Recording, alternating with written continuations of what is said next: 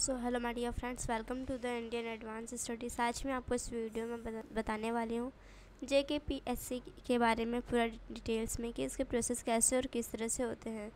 उससे पहले मैं आपको बताना चाहूँगी कि IAS पेपर एक एक्सक्लूसिव और ऑफिशियल वेबसाइट है जहाँ पर आपको इससे रिलेटेड सभी इन्फॉर्मेशन, अपडेट्स, नोटिफिकेशंस आपको सबसे पहले मिलेंगी।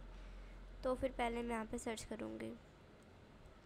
क्लिक करते ही मैं यहाँ पे न्यू टैब में ओपन हो गई हूँ जहाँ पे लिखा है JKPSC recruitment 2022 notification, application form, admit card, exam dates, eligibility and vacancies. आज मैं आपको इस वीडियो में सबके बारे में बताने वाली हूँ स्टेप बाय स्टेप कि इसके प्रोसेस कैसे और किस तरह से होते हैं। सो यहाँ पे ऐसा कुछ इंट्रोडक्शन दिया गया, आप यहाँ पे देख सकते हैं।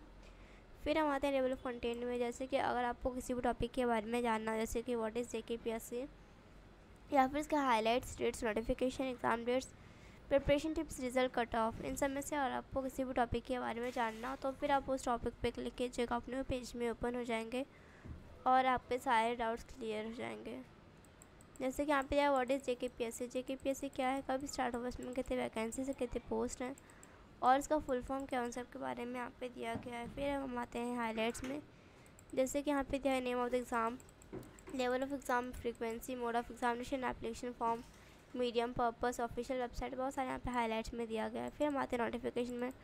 नोटिफिकेशन होता है कि आपको किस तरह से PDF डाउनलोड करना रहता है और उसका क्या इंपॉर्टेंस है, उनके बारे में दिया गया है। फिर हम आते हैं एग्ज़ाम डेट्स के, जैसे कि अगर किसी भी चीज़ का डेट आता है, जैसे कि एप्लीकेशन फॉर्म का या फिर admit card, result, exam date, किसी भी चीज़ का डेट आएगा तो फिर आपको इस वेबसाइट के थ्रू सबसे पहले पता चल जाएगा। सो अभी तो किसी भी चीज़ का डेट नहीं आया है। फिर हम आते हैं यहाँ पे वैकेंसीज़ पे। यहाँ पे अलग अलग पोस्ट के लोगों की अलग अलग वैकेंसीज़ दी गई हैं और ये जो वैकेंसीज़ हैं वह एवरी ईयर चेंज होती रहती हैं। फिर आती है एलिजिबिलिटी पे। एलिजिबिलिटी होता है कि आप इसको अप्लाई करने के लिए एलिजिबल हैं या नहीं। एलिजिबिलिटी 3 टाइप्स के होते हैं: nationality, education qualification and age limit. Nationality होता है अगर आप इंडिया के हैं या फिर आप 1962 से पहले किसी और कंट्री में रहते थे और अब आप परमानेंटली इंडिया में शिफ्ट हो गए तो भी आप इसको अप्लाई करने के लिए एलिजिबल रहेंगे। फिर यहाँ पे एप्लीकेशन फॉर्म दिया गया। एप्लीकेशन फॉर्म जो आपको ऑफिशियल वेबसाइट के थ्रू फिल करना रहता है, किस तरह से करना है सबको यहाँ पे स्टेप बाय स्टेप आपको गाइड किया गया, आप यहाँ पे देख सकते हैं। फिर आते हैं एप्लीकेशन फ़ीस पे। यहाँ पे अलग अलग कैटेगरी के लिए अलग अलग फ़ीस दी गई हैं और आप एप्लीकेशन फ़ीस जो है वो किसी भी तरह दे सकते हैं, जैसे कि net banking, debit card, wallet, UPI। फिर यहाँ पे एडमिट कार्ड है। एडमिट कार्ड एग्ज़ाम के 10-15 डेज़ पहले आती हैं, आप ऑफिशियल वेबसाइट के थ्रू चेक कर सकते हैं और डाउनलोड कर सकते हैं।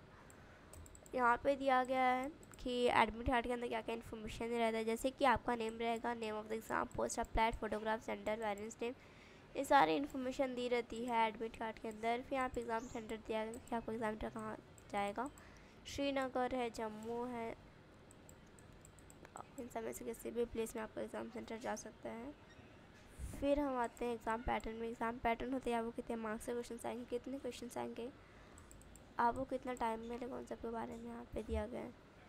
फिर यहाँ पे सिलेबस या आपके लिए क्या क्या सिलेबस इंपॉर्टेंट है, जैसे कि पेपर 1 है, पेपर 2 है, क्वालिफाइंग और पेपर है, फिर पेपर 1, पेपर 2, बहुत सारे यहाँ पे सब्जेक्ट्स दिए गए आपके लिए, बहुत ज़्यादा इंपॉर्टेंट रहती हैं। फिर यहाँ पे अब हमारे रिज़ल्ट एग्ज़ाम के कुछ दिन बाद आप चेक कर सकते हैं, किस तरह से चेक करना, उन सब की प्रोसेस यहाँ पे दी गई है, आप यहाँ से चेक कर देख सकते हैं। फिर कट ऑफ मार्क्स यहाँ पे जनरल कैटेगरी से अगर आप बिलोंग करते तो फिर आपको जो मार्क्स है वो 322 330 के अंदर भी होनी चाहिए। अगर आपको इससे कम मार्क्स आएगा तो फिर आपको इसमें सिलेक्शन नहीं हो पाएगा। अगर आप prelim exam, main exam, interview में एंड पर्सनैलिटी टेस्ट में अगर आप पास हो गए तो ही आपको इसमें सिलेक्शन हो पाएगा, वरना आपको इसमें सिलेक्शन नहीं होगा। फिर यहाँ पर सैलरी एंड बेनिफिट्स दी गई हैं। अलग अलग पोस्ट के लोगों की अलग अलग सैलरीज होती हैं और अगर आपने इसमें अप्लाई किया था और आप इसमें ज्वाइन हो गए हैं तो फिर क्या क्या आपका बेनिफिट्स होता है, आपका इसमें सबके बारे में दिया गया है। सो इसकी लिंक डिस्क्रिप्शन में दी गई है, आप वहाँ पर जाकर चेक कर सकते हैं। Thank you so much for watching my video. Thank you.